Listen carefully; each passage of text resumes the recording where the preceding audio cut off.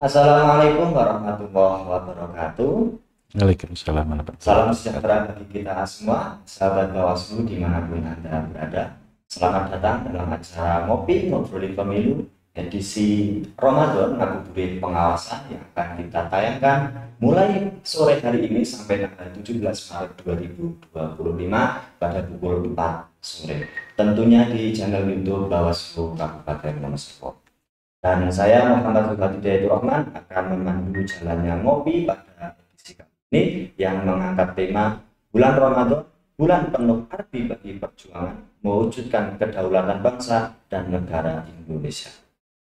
Dan pada kesempatan kali ini sudah hadir narasumber bersama kita, yaitu Bapak Insinyur Sarwanto Wiyadi. Beliau merupakan Ketua Bawaslu Kabupaten Wonosobo periode 2023-2028. Selamat sore Bapak. Ya, selamat sore Mas. Selamat menunaikan ibadah puasa Pak. Masih Insya Allah. semangat Pak? Semangat Insya Allah. Ya. Saya malah senang kalau ada bulan Ramadan. Kenapa Pak? Karena puasanya tidak sendirian. Iya, rame-rame bareng-bareng ya. Iya. Alhamdulillah. Baik sahabat Bawaslu, tentunya kita akan ngobrol banyak tentunya terkait dengan kepemiluan. Tapi sebelum nanti kita menanyakan terkait dengan pemilu, membahas tentang pemilu, mungkin berkaitan dengan Ramadan dulu Pak ini Pak. Iya. Berkaitan dengan bulan Ramadan yang ini berarti hari 7 kalau nggak salah, Iya. hari ke-7 kita melaksanakan puasa. Mungkin menurut Ketua Bawaslu Kabupaten Wonosobo, apa sih arti penting bulan Ramadan bagi bangsa Indonesia sendiri? Iya. Assalamualaikum warahmatullahi wabarakatuh. Salam sejahtera untuk semua pemirsa channel YouTube Bawaslu Kabupaten Wonosobo. Kalau ditanya apa sih arti pentingnya bulan Ramadan bagi bangsa Indonesia, saya pastikan jawabannya adalah sangat penting.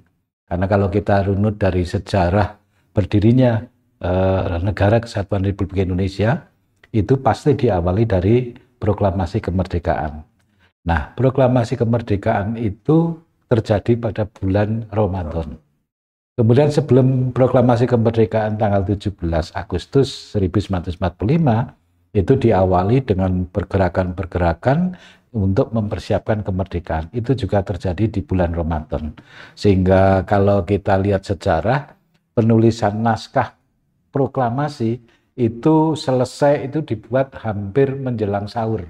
Kira-kira mungkin sekitar jam 2 dini hari baru selesai. Kemudian setelah itu naskah itu disetujui, ditandatangani, kemudian digunakan untuk upacara proklamasi kemerdekaan 17 Agustus 1945. Nah, kenapa para pemimpin kita memilih memproklamirkan pada bulan Ramadan? Tentunya ini banyak pertimbangan-pertimbangan. Yang pertama tentunya situasi politik Perang Dunia Kedua waktu itu sudah berdekatan dengan bulan Ramadan. Kemudian pada saat itu terjadi perang yang melibatkan ada Amerika dan sekutunya dengan Jepang. Dan ketika Jepang dibom, itu juga sudah masuk pada bulan Ramadan, dan ini menjadi kesempatan bagi kita para pemimpin bangsa Indonesia untuk mempersiapkan itu.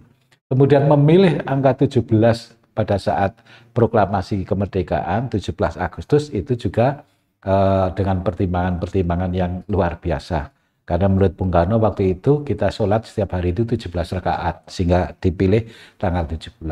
Nah, oleh sebab itu di dalam pembukaan Undang-Undang Dasar 1945 disebutkan atas berkat rahmat Allah.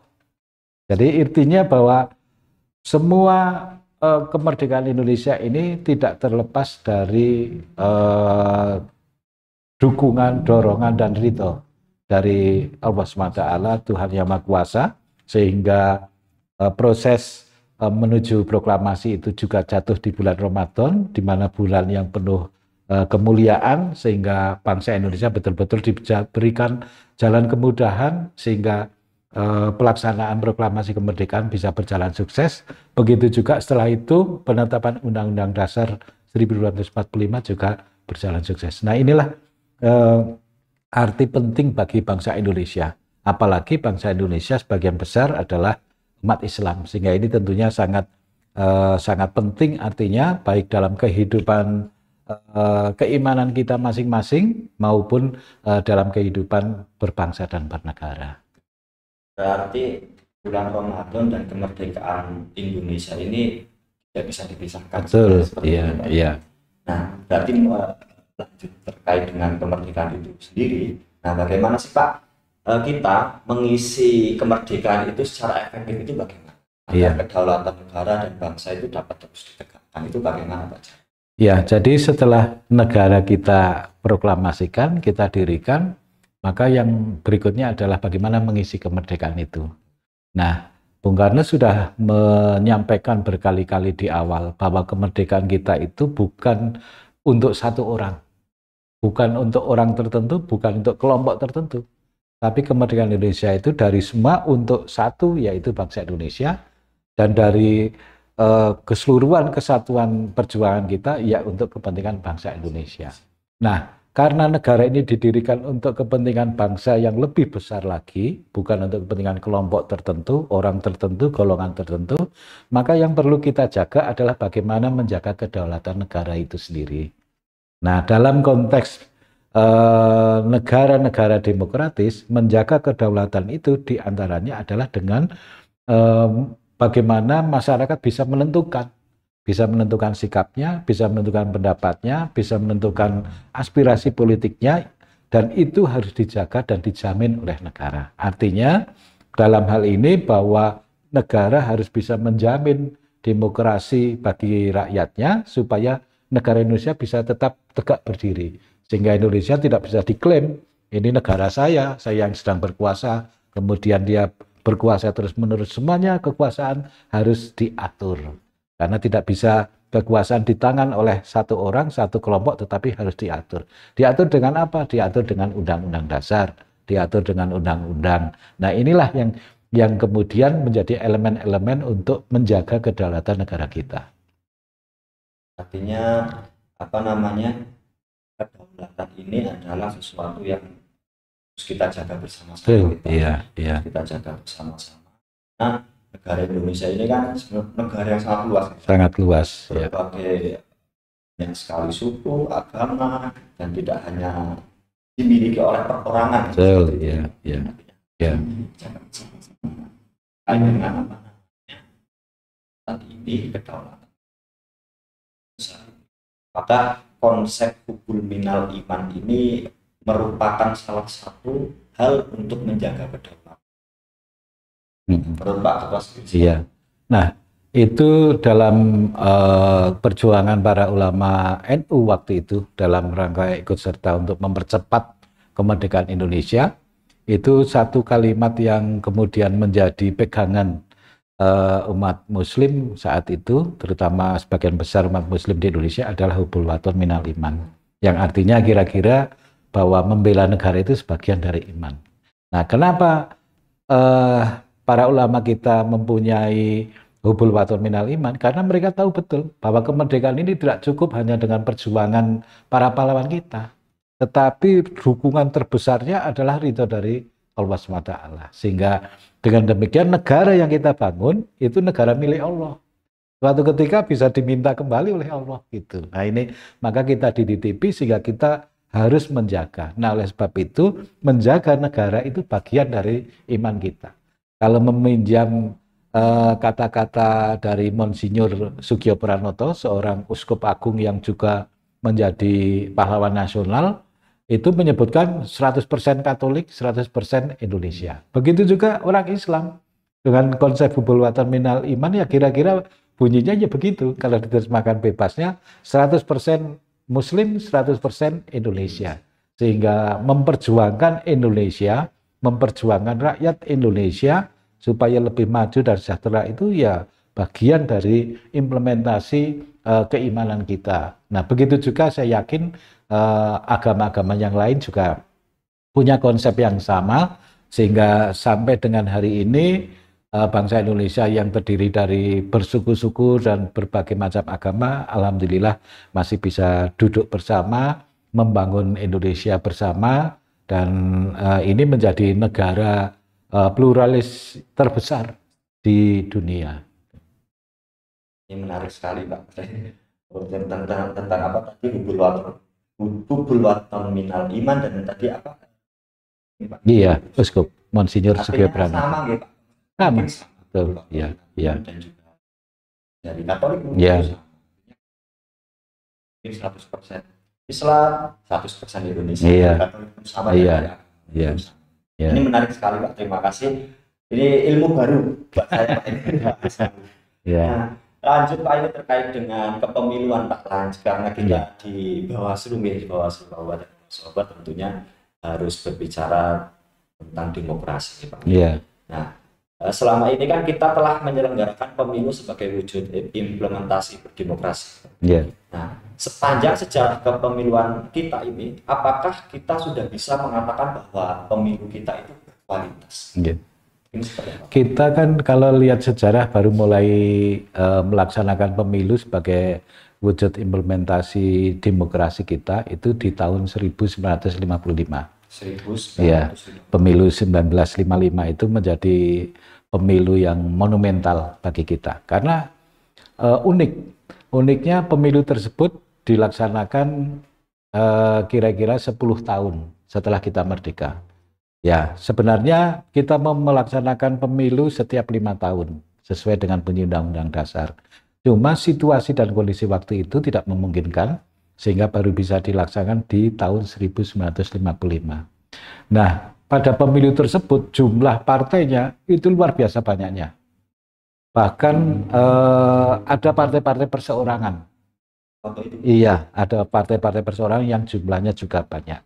Nah, kemudian kita bisa pikirkan bahwa Indonesia dari Sabang sampai Merauke ini kan sangat luas. Sangat luas. Bagaimana sementara teknologi komunikasi masih sangat terbatas. Nah, kita bisa bayangkan bagaimana kerumitan-kerumitan yang dialami oleh negara waktu itu untuk menyelenggarakan pemilu yang pertama ini. Tantangannya sangat luar biasa. Namun dengan semangat dan pengabdian yang luar biasa, saat itu bangsa Indonesia ini betul-betul bisa bersikap sangat satria. Sehingga pemilu 1955 itu yang dilaksanakan dengan segala keterbatasan ternyata justru bisa berjalan dengan baik.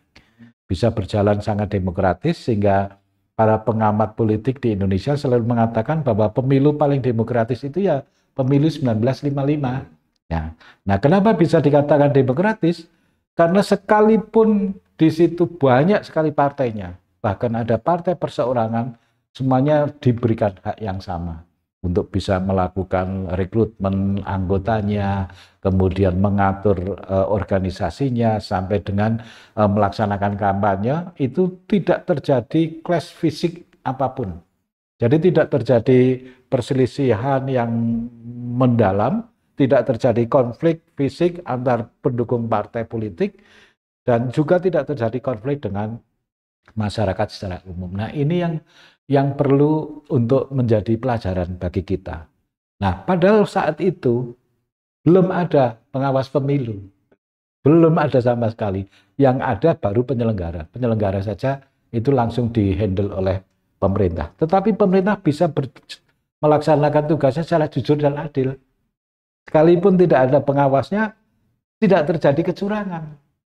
Nah, ini fenomena ini menjadi fenomena yang sangat unik, yang sangat berharga, dan saya kira ini bisa menjadi inspirasi bagi kita sebagai pengawas pemilu maupun bagi rekan kita sebagai penyelenggara pemilu. KPU-nya ini bisa menjadi sebuah inspirasi. Kenapa? Dengan segala keterbatasan yang ada, pemerintah bisa menjalankan itu dengan sebaik-baiknya. Masyarakat juga antusiasnya luar biasa.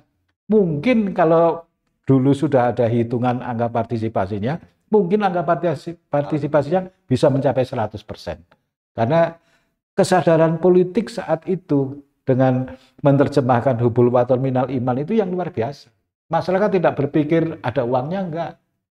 Siapa calonnya, pokoknya enggak. Asal ada calon, kemudian dia bisa memberikan satu harapan kepada masyarakat, masyarakat dengan kesadarannya dia bisa menentukan secara merdeka, menentukan sikapnya, saya suka dengan partai ini karena programnya bagus. Itu sesuai dengan harapan saya dan sebagainya. Nah, inilah Ini pelajaran yang sangat berharga. Menurut saya ini yang perlu untuk dicontoh. Nah, bagaimana mencontoh ini? Maka salah satunya adalah kita mempelajari bagaimana sih sejarah kepemiluan kita. Nah, apakah kemudian ke depan setelah pemilu 1955 kemudian menjadi lebih baik atau tidak? Fakta memang menunjukkan bahwa pemilu tidak bisa lepas dari dinamika politik yang ada. Sehingga ketika masuk pada masa Orde Baru, banyak pengamat politik yang sepakat mengatakan bahwa di masa Orde Baru itu pemilu sudah tidak bisa berjalan sesuai asasnya, yaitu langsung, umum, bebas, rahasia. Waktu itu belum ada jujur dan adil, baru luber. Nah, di situ sudah mulai terlihat, tetapi pemilu itu terus berlangsung secara periodik, setiap 5 tahun berlangsung sampai dengan tahun 1997. Iya. Ya, 97, kemudian setelah ada reformasi, baru kemudian 2 tahun kemudian, karena dianggap kita tidak memiliki anggota dewan yang kredibel, karena proses politiknya dianggap kurang jujur dan adil, maka kemudian muncullah pemilu 99 hasil reformasi, dan selanjutnya dilanjutkan dengan pemilu setiap 5 tahun sekali, sampai dengan yang terakhir kemarin baru kita laksanakan di pemilu 2024. Iya. Tahun 1955 itu pemilu pertama. Iya. Terbaik mungkin ya. Iya. Iya. Kalau menurut pengamat. Iya, yang terbaik. Walaupun sistem-sistemnya belum selengkap sekarang. Belum. Kalau sekarang Pak, itu kan sudah lengkap Pak. Rezim kepemiluan kita sudah lengkap. Ada KPU, negara, IO-nya lah, Bawaslu yang juga mengawasi proses pemilu ataupun pilkada, dan keduanya pun diawasi oleh Dewan Kehormatan Negara. Nah, lalu apa sih Pak yang kurang dari pemilu kita saat ini? Saya mencoba mengamati, sekalipun saya baru termasuk orang baru di jajaran lembaga kepemiluan Bawaslu, tapi saya mengamati bahwa yang menyebabkan pemilu saat ini itu belum begitu menunjukkan sisi kualitas yang bagus, itu karena dari sisi proses. Jadi kita kan sepakat bahwa proses akan menentukan hasil. Ya kan? Proses akan menentukan hasil. Ya. Jadi kalau prosesnya bagus, hasilnya pasti bagus. Nah, kalau kita bicara pemilu yang prosesnya bagus, maka kita akan mendapatkan outputnya, hasilnya, yaitu anggota DPR RI, DPR provinsi, DPRD kabupaten kota yang betul-betul berkualitas. Nah, pengertian berkualitas itu bukan karena kemampuannya dia, kepandaiannya dia, kecerdikannya dia, tetapi menurut saya anggota dewan yang berkualitas itu anggota yang tahu betul apa sih yang harus dilaksanakan untuk memenuhi janji-janji politiknya. Karena janji politiknya itulah yang menyebabkan orang itu memilih. Nah, ini yang agak berbeda di pemilu-pemilu sejak Orde Baru sampai hari ini yang berbeda dibandingkan dengan pemilu tahun 1955. Ya. Nah, kembali bagaimana kita ingin melakukan upaya perbaikan, maka yang pertama kita harus melakukan perbaikan di tingkatan peraturan perundang-undangannya, karena itu menjadi dasar. Memang bahwa setiap undang-undang yang ada di Indonesia itu dibuat dalam forum politik. Ada pemerintah, ada DPR. Tetapi tidak boleh undang-undang itu terlalu bersifat politis. Apalagi kemudian hanya mengadopsi kepentingan-kepentingan politik tertentu. Nah, ini yang harus kita update lagi. Apakah nanti ke depan, misalnya pemilu 2024, kita perlu memperbaiki atau merubah Undang-Undang Undang-Undang 7 tahun 2017 atau tidak. Ini juga menjadi sebuah pembelajaran bagi kita. Kemudian di samping itu kita juga perlu mempersiapkan bahwa semua lembaga yang terkait dengan pelaksanaan kepemiluan, apakah itu KPU, apakah itu Bawaslu, apakah itu DKPP, ini juga harus lembaga yang betul-betul independen. Nah, independen itu artinya dia ya bekerja sesuai dengan apa sih, menggunakan kacamata kuda. Jadi kalau aturannya begini, ya sudah, aturannya itu yang dilakukan. Nah, selama ini mau tidak mau kita harus akui bahwa proses politik ini seringkali memang sangat mempengaruhi kinerja lembaga-lembaga pemilu. Sehingga ini perlu menjadi satu pelajaran bagi kita ke depannya bagaimana kita harus mengatur itu. Contohlah misalnya, kalau kemudian misalnya KPU, Bawaslu membuat peraturan yang sebenarnya mengikat tidak hanya bagi jajarannya tetapi juga bagi peserta pemilu. Tetapi kalau kemudian itu misalnya harus dikomunikasikan dengan DPR, harus mendapatkan persetujuan DPR. Nah, ini yang kita khawatir kalau kemudian ada intervensi di situ. Sehingga inilah yang kadang-kadang membuat pekerjaan di lapangan ini menjadi agak apa ya? Ya agak gamang mau melakukan misalnya ini, misalnya pengawas pemilu mau menegakkan aturan seperti ini, tetapi di balik itu dia akan berpikir-pikir juga mungkin faktor keamanan, mungkin faktor politis dan sebagainya. Nah ini yang, nah saya kira juga perlu menjadi perhatian ketika. Kemudian yang ketiga itu dari sisi pemerintah. Pemerintah juga harus betul-betul lepas, mandiri, karena sebagian kewenangan pemerintah ini sudah dilaksanakan oleh KPU dan Bawaslu sebenarnya. Sehingga pemerintah itu mulai dari presiden sampai dengan katakanlah kepala desa, sudahlah nggak usah ikut cawe-cawe di sini. Ya, biarkan KPU dan Bawaslu ini berjalan sesuai dengan ketentuan yang berlaku. Nah, pemerintah boleh menilai apakah KPU berjalan bagus atau tidak. Apakah Bawaslu berjalan sesuai dengan kejujuran dan keadilan atau tidak, itu boleh. Bahkan masyarakat pun boleh menilai semua penyelenggara pemilu demi kebaikan itu. Nah ini tapi tidak berarti bahwa pemerintah kemudian cawe-cawe dalam hal pelaksanaan penyelenggaraan pemilihan itu. Nah yang keempat adalah bagaimana kesadaran politik masyarakat itu sendiri. Nah kesadaran politik masyarakat ini kan tidak cukup hanya masyarakat, wes yang penting saya sampai di TPS, saya nyoblos sesuai pilihannya. Tidak hanya cukup dari itu.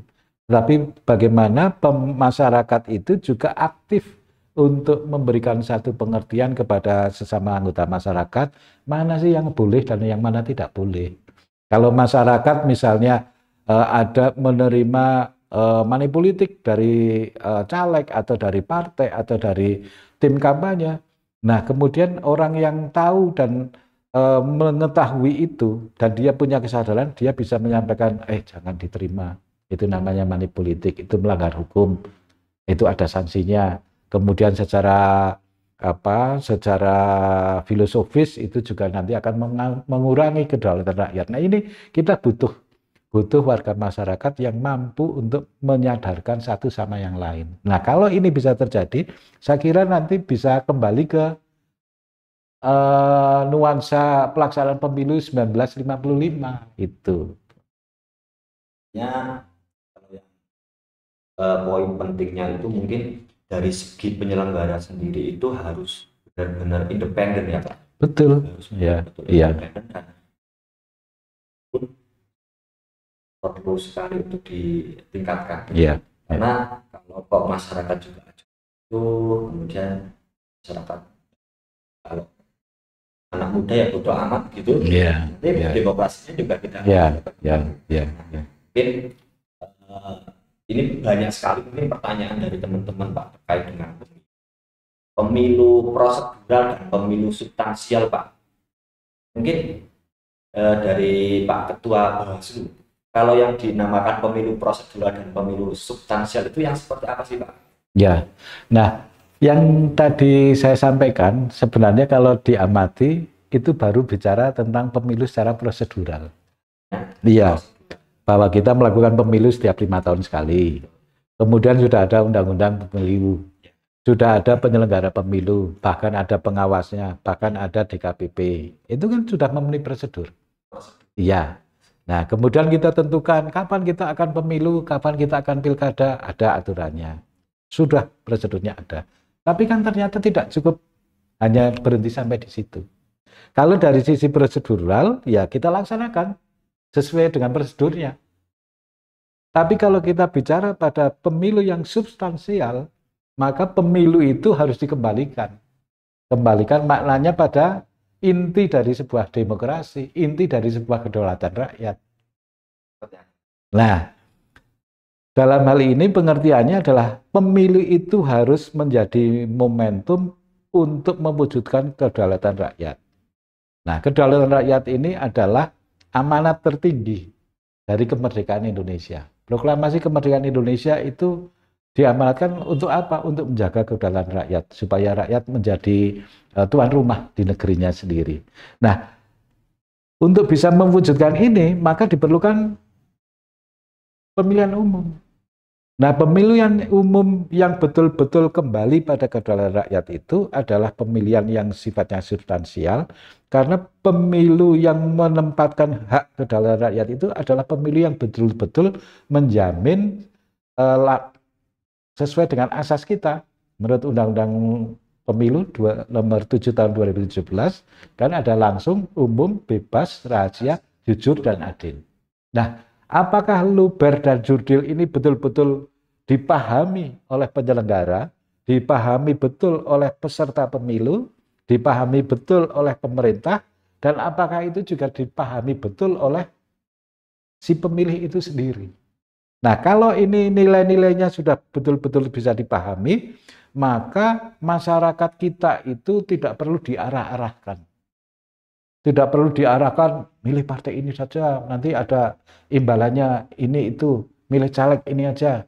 Tidak bisa dilakukan itu, karena dengan sendirinya masyarakat yang sudah sadar politik dan ingin mewujudkan kedaulatan yang substansial, dia pasti akan menolak itu. Saya sudah punya pilihan sendiri. Nah, pilihannya apa itu rahasia saya, nanti akan saya wujudkan di TPS itu. Nah, ini kita ingin mengejar yang seperti itu. Oleh sebab itu, bentuk-bentuk pengawasan yang dilakukan oleh Bawaslu pun sebenarnya adalah mengarah ke sana. Maka kalau kita putar balik ya, misalnya lagu Mars Pengawas Pemilu, di situ disebutkan bahwa pengawas pemilu adalah pengawal demokrasi. Nah, kenapa lagu itu muncul? Ada pengawas pemilu, pengawal demokrasi, itu artinya bahwa si pembuat lagu ini tahu betul kebutuhan kita ini bukan hanya sekedar pemilu yang prosedural, tapi juga pemilu yang substansial, di mana masyarakat betul bisa mengimplementasikan pilihannya, sementara si para pemain dalam hal ini adalah partai politik peserta pemilu, para caleg, para calon presiden, wakil presiden, calon gubernur, calon bupati dan calon wali kota, itu bisa mempersiapkan diri sehingga dia menampilkan sosok dirinya sebagai tokoh yang memang layak untuk dipilih. Sesuai dengan visi misinya, kemudian visi misi itu apakah sesuai dengan harapan masyarakat atau tidak. Nah, disinilah ini yang kemudian menjadi tugas Bawaslu, diantaranya bagaimana Bawaslu mencoba untuk melakukan pengawasan yang semaksimal mungkin. Nah, pengawasan yang semaksimal mungkin ini artinya tidak ada sedikit pun waktu yang ditinggalkan oleh pengawas pemilu selama melaksanakan tugas itu.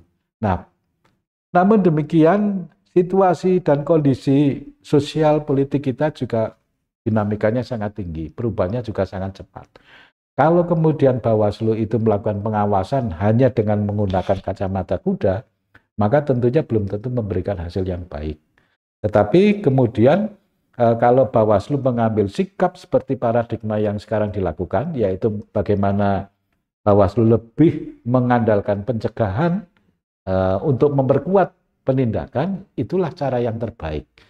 Karena barangkali orang Indonesia, yang apalagi orang Jawa, yang masih punya rasa ewuh pekewuh, ketika sering diingatkan, sering diberitahu, itu akan lebih bisa menerima daripada ketika langsung dilakukan penindakan. Anda salah, Anda melanggar aturan ini, Anda pidana, itu pasti mereka akan merasa sakit hati. Tetapi kalau kita ingatkan, Pak silakan Bapak besok pemilu, STTP-nya sudah kami terima, besok kami juga menurunkan para pengawas.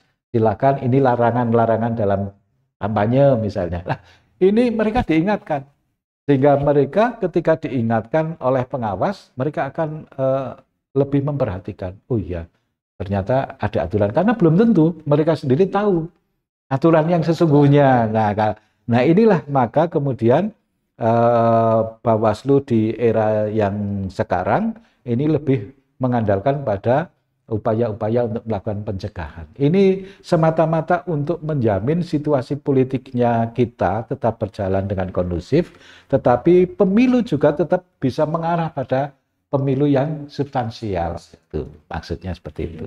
Artinya kalau yang pemilu substansial itu kembali ke partisipasi masyarakat sendiri. Betul, iya, iya. Maka kalau di Bawaslu sendiri sebenarnya juga upaya banyak ya Pak. Yeah. Seperti pendidikan, kita punya SKPP, sekolah kader pengawasan pemilu, kita punya kakak biasa. Iya. Betul, ya. Ya, itu menjadi salah satu upaya kita. Nah, hanya saja kan Bawaslu punya banyak keterbatasan. Keterbatasan orang karena yang menjadi lembaga tetap kan hanya di tingkat Bawaslu Kabupaten Kota. Sementara pengawas pemilu tingkat kecamatan sudah selesai dengan berakhirnya pemilu. Begitu juga dengan pengawas desa, pengawas TPS dan sebagainya. Nah, dengan keterbatasan di Bawaslu Kabupaten Kota, maka yang sangat diharapkan itu kemudian ada partisipasi. Kami sebenarnya sangat terbuka pada masyarakat. Oleh sebab itu dalam forum dialog kita ini, saya juga mengajak kepada masyarakat, mari kerjasama dengan Bawaslu Kabupaten Wonosobo. Untuk apa? Silakan yang di pondok pesantren itu bisa kerjasama dengan kita mengadakan pendidikan ya mulai dari pendidikan demokrasi oke. Pendidikan kepemimpinan anak muda kita siap. Kemudian pendidikan partisipatif masyarakat kita juga siap. Silakan apa yang tema-tema apa yang memang dibutuhkan oleh pondok pesantren kita siap. Begitu juga dengan sekolah-sekolah, terutama di sekolah lanjutan atas.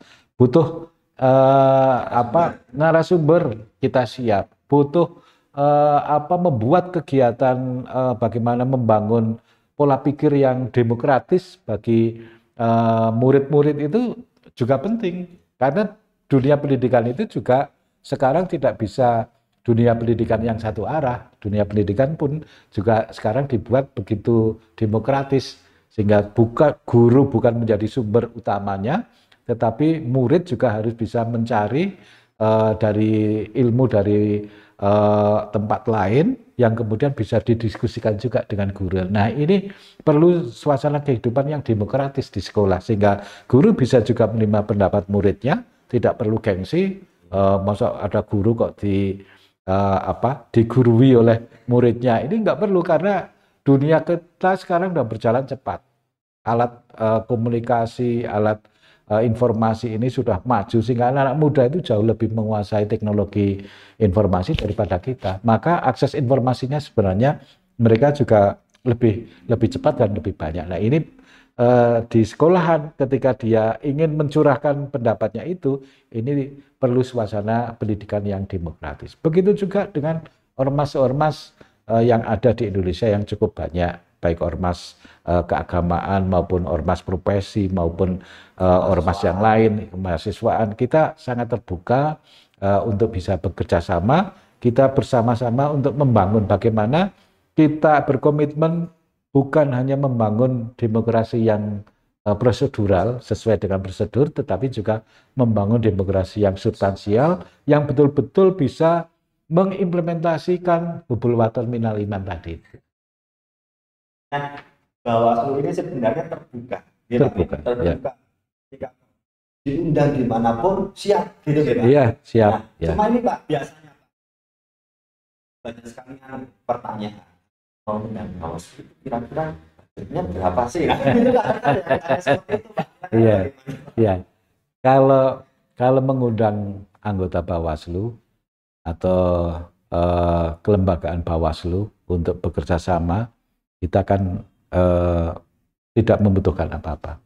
Cuma Bawaslu ini setelah selesai pilkada, memang dari sisi anggaran sangat minim. Sehingga kita tidak punya kemampuan untuk misalnya menyelenggarakan sendiri, seperti halnya beberapa waktu yang lalu ketika pilkada, ketika pemilu. Nah sekarang pasca pemilu, pasca pilkada, kita bisa melakukan kerjasama dengan melakukan kegiatan yang kira-kira tidak mengeluarkan beban pembiayaan yang berat, baik bagi sekolah, bagi lembaga, bagi ormas, maupun bagi Bawaslu sendiri.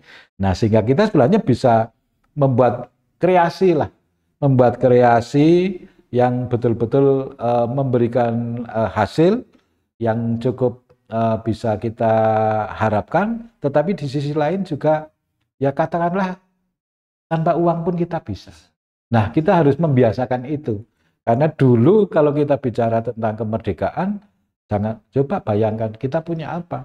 Menjelang kemerdekaan senjata juga tidak punya, ya gitu.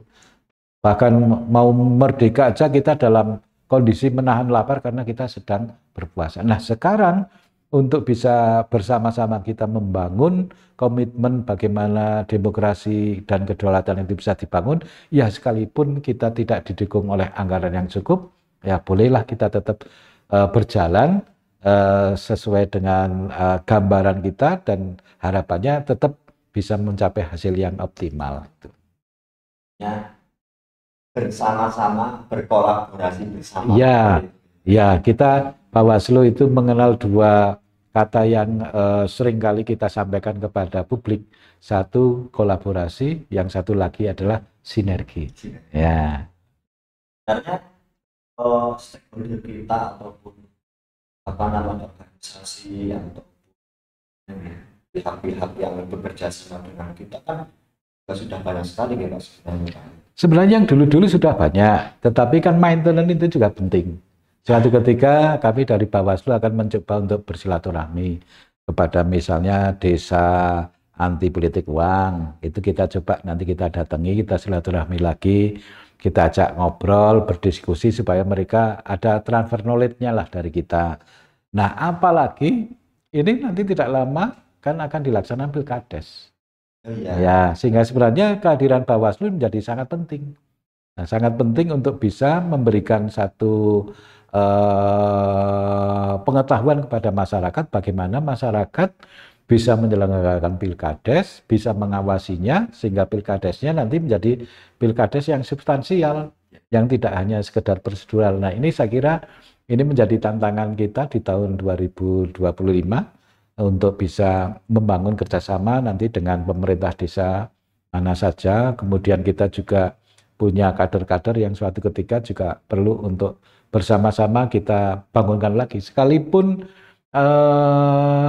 pemilu ini baru saja selesai, pilkada baru saja selesai, tetapi proses pendidikan berdemokrasi tidak pernah selesai dan tidak pernah ada kapan mulai dan kapan berhenti, terus akan bergulir karena itu sesuai dengan situasi dan kondisi yang berjalan sesuai dengan zamannya. Dan ngomong-ngomong terkait dengan itu Pak, partisipasi masyarakat Pak, kalau di pilkada kemarin di Kabupaten Wonosobo itu sampai berapa persen sih Pak? Partisipasi di pilkada kemarin terakhir 71. Menurut hitungan teman-teman KPU 71. Kalau untuk pemilu 2024, hitungan KPU itu kita angka partisipasinya 83%. Di penurunan. Nah, kalau dilihat dari angkanya seolah-olah mengalami penurunan. Tetapi kita tidak bisa serta-merta hanya melihat angka dengan angka. Jadi antara pemilu dengan pilkada tidak apple to apple bisa kita komparasikan. Karena situasi dan kondisinya berbeda, elemen-elemennya juga berbeda. Tetapi kalau kita bicara angka partisipasi, menurut saya kita juga tidak boleh terjebak hanya pada target angka. Ya, contohlah misalnya, kalau kita bicara demokrasi di Amerika, saking demokratisnya, Amerika tidak pernah bicara berapa target angka partisipasi pemilihnya. Ya, karena mau tidak memilih pun bagi Amerika itu bagian dari hak pilihnya, bagian dari demokrasi. Sehingga misalnya pemilu presiden, pemilu untuk memilih senat misalnya, itu tidak lebih dari 50% di Amerika. Nah, karena mereka tahu, kalau ada yang bagus, ketika misalnya waktu itu ada Obama menjadi semacam ikon ikon pembaruan di Amerika, apalagi calon presiden berkulit hitam pertama kan Obama. Nah ini kan menarik, sehingga angka partisipasi juga meningkat. Tapi ketika pertarungan yang kemarin, wah ini turun lagi. Nah ini menunjukkan bahwa ketika tokoh-tokoh politik yang tampil itu memang tokoh-tokoh yang kompeten, kredibel, diketahui betul oleh masyarakat apa saja yang sudah dia lakukan, kemudian bagaimana komitmen dia terhadap masyarakat, ini akan meningkatkan angka partisipasinya. Sehingga angka partisipasi tidak cukup hanya dilakukan dengan melakukan sosialisasi. Besok ada pemilu ya, ini pemilu haknya masyarakat, maka masyarakat diharapkan bisa datang. Tidak hanya itu. Yang paling menarik adalah siapa tokoh yang akan dipilih. Partai apa yang akan dipilih. Punya visi misi apa mereka-mereka yang akan kita pilih itu. Nah itulah sehingga sekali lagi angka partisipasi tidak hanya berhenti pada tugas dari KPU untuk melakukan sosialisasi kepada masyarakat, tetapi juga kembali juga menjadi bagian dari kewajiban yang harus dilakukan oleh partai-partai politik selaku peserta pemilu.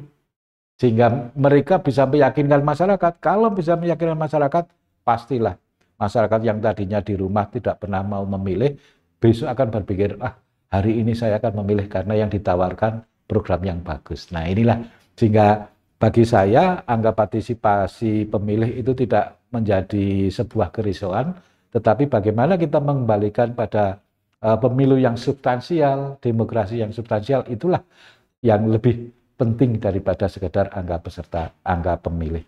Oke, menarik sekali Pak. Artinya kalau jumlah partisipasi mungkin di antara Amerika Serikat dan Indonesia mungkin lebih tinggi Indonesia. Lebih tinggi Indonesia, iya betul. Iya. Kalau tadi Pak Ketua menyatakan Amerika di angka 50%, iya. Betul. Tolak ukur Iya, dulu iya, demokrasi iya. itu biasanya ada partisipasi masyarakatnya malah Iya, di iya, iya. Jadi tertarik sekali terhadap tadi yang disampaikan itu yang substansial itu tadi. Artinya bagaimana cara masyarakat itu benar-benar memiliki kesadaran tentang kepemiluan yang baik. Nah mungkin harapan apa?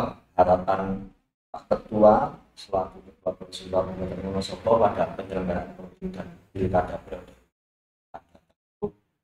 seperti apa? Ya, jadi harapan saya kira bukan hanya harapan pribadi saya, tetapi juga harapan Bawaslu sebagai unsur penyelenggara pemilu sangat berharap bahwa kita bisa ke depan, masih ada waktu 5 tahun ke depan untuk mempersiapkan semua proses penyelenggaraan, mempersiapkan masyarakatnya, mempersiapkan peserta pemilunya, kemudian memberikan ruang yang luas munculnya kader-kader, munculnya calon-calon pemimpin baru yang betul-betul memiliki akar kuat di masyarakat. Itu saya kira menjadi tugas baik KPU maupun Bawaslu pasca pemilu. Sehingga nanti kalau kita bicara itu sudah tidak bicara angka partisipasi lagi, tapi kita bicara bagaimana menyelenggarakan pemilu yang substansial tadi. Sebab kalau pemilunya itu bisa substansial, berarti kedaulatan rakyat itu betul-betul bisa diimplementasikan. Nah, kalau kedaulatan rakyat itu betul-betul diimplementasikan, ini berarti sesuai dengan apa yang menjadi harapan para ulama kita. Hubul waton minal iman. Lah sekarang bagaimana ada orang yang tidak mau tahu terhadap kehidupan bangsa dan negara karena apa? Mereka merasa kecewa. Nah, kan gitu kan. Kalau masalah kecewa, dia kemudian apatis, dia menjadi cuek begitu saja terhadap dinamika kehidupan masyarakat.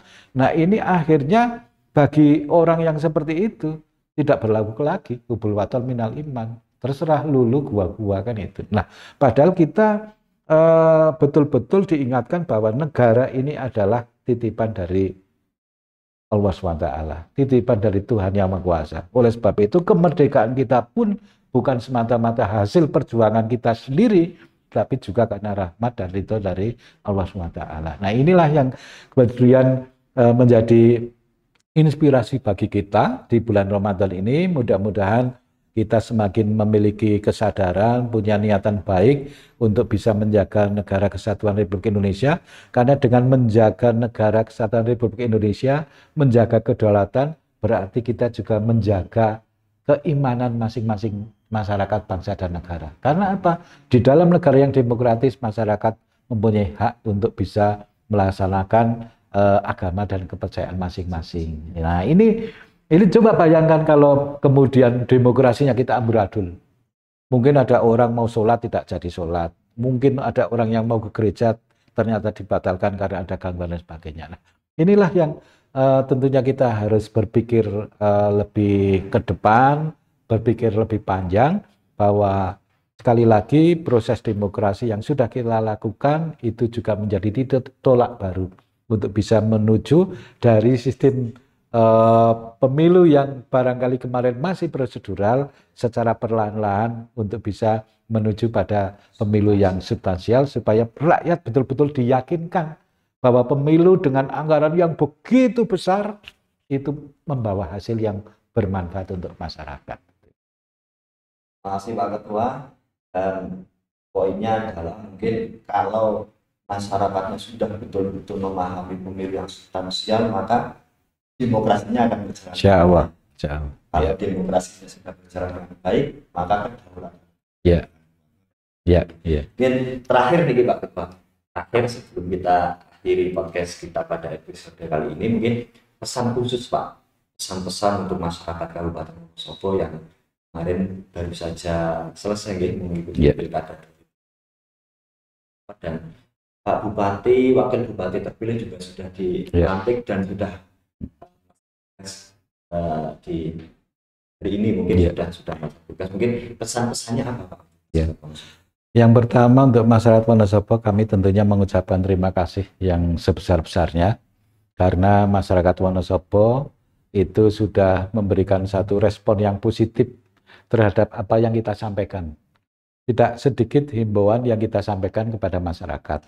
Dan masyarakat ternyata bisa merespon dengan baik himbauan kita, sehingga kalau kita bicara bagaimana kemarin penyelenggaraan Pilkada 2024, maka kita bisa pastikan bahwa Pilkada berjalan dengan aman, dengan lancar, masyarakat tidak ada yang berkonflik. Nah, ini satu nilai yang bisa kita raih, bahwa masyarakat sudah memandang bahwa perbedaan itu sesuatu yang wajar.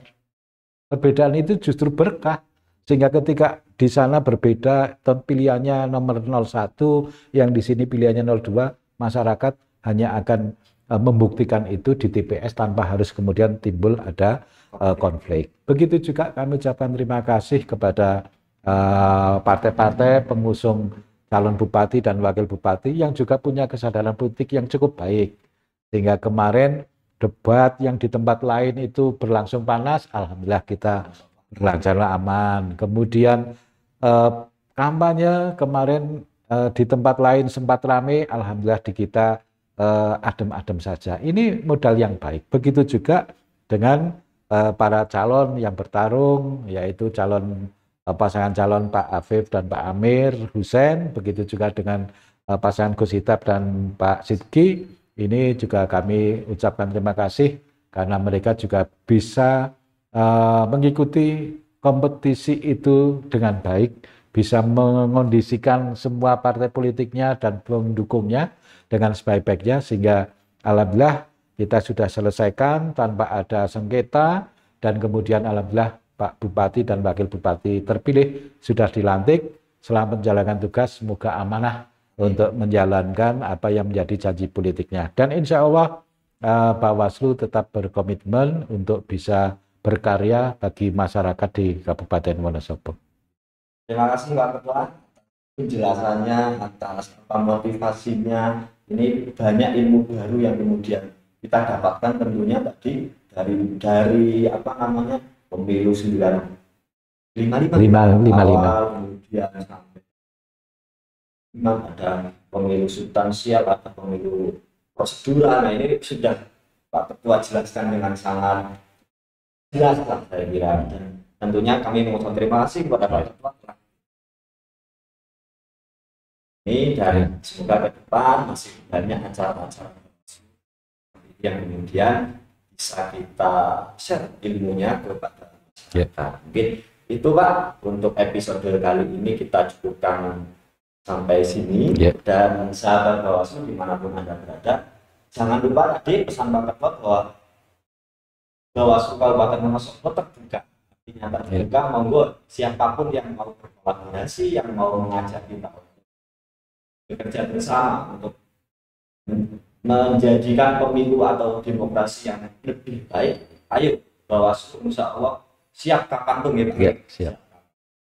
Jangan segan-segan untuk mampir ke Bawaslu Kabupaten Wonosobo yang lokasinya ada di Jalan Kartini atau sebelah kantor Dinas Pemadam Kebakaran. Dan dari awal sampai akhir saya mohon maaf yang sebesar-besarnya. Sebelumnya saya ingatkan kembali bahwa podcast ngobrolin pemilu ngabuburit pengawasan akan tayang selama bulan suci Ramadan mulai dari 7 Maret 2025 sampai tanggal 17 Maret 2025 pada pukul 4 sore. Tentunya di kanal YouTube Bawaslu Kabupaten Wonosobo dengan narasumber yang oke tentunya. Saya Muhammad Jumat Hidayat Rahman dan Ketua Bawaslu Kabupaten Wonosobo Bapak Insinyur Sarwanto yang dipamit undur diri. Assalamualaikum warahmatullahi wabarakatuh.